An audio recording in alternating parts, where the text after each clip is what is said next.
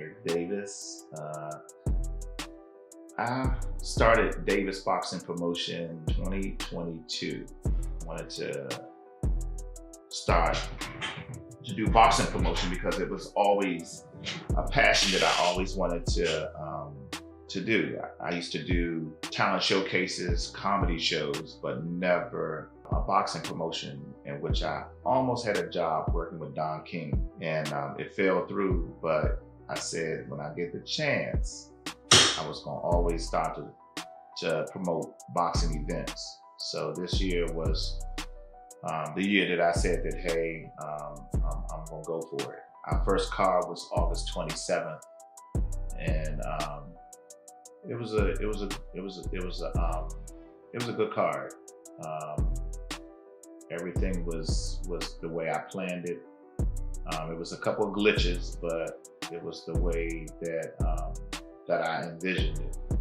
Davis Boxing Promotion will be a promotion company that's gonna find the best talent in the U.S.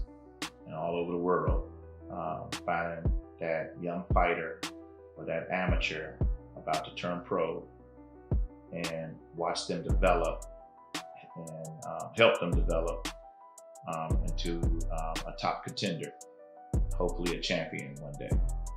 I have a couple of amateurs that's getting ready to turn pro. One, which his name is Irvin Fuller, the third. His amateur career has been stellar. Won tournaments from here to, I guess, North Carolina to upstate. And he's gonna make his debut on my next card. Also, Daly, he's also gonna be making his debut on my next card. Both of those guys have the potential of becoming, a reckon to deal with in the boxing industry. I see it's destined. I mean, parents were champions, top contenders, especially in the amateurs, and then when they turned professional, they were contenders as well. But their sons is going to take it to another level. Fuller, I think that he had just started fighting since the pandemic started, but because of his father's background and pedigree, it's natural for him. His father was an excellent amateur.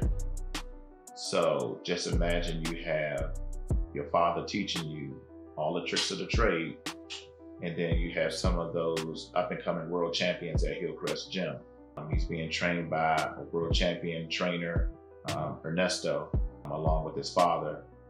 That combination right there. He's being taught and trained by guys that's been in the game, for 20 plus years. Daly, his father, also Golden Gloves champion. That pedigree he comes from, he have won numerous tournaments and regional Golden Gloves and so forth. His pedigree, the experience that he have, also the trainers over at Diamond in the Rough. They have top trainers over there that also is propelling him to another level that the DMV have yet to see coming out of the amateurs that he'll be making his debut. So two fighters, man, that I think that they're gonna make a name for themselves and for the DMV. But there's no limit. There's no limit to where they may go in the future.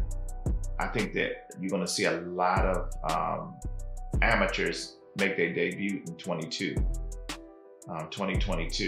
because of the uncertainty of boxing in the Olympics. I believe that some gonna rise to the top, and some is gonna say, "Hey, I should have waited. I should have waited it out." But the uncertainty of the Olympics will definitely make young fighters make a decision whether to stay amateur or go pro. Most likely, most going pro.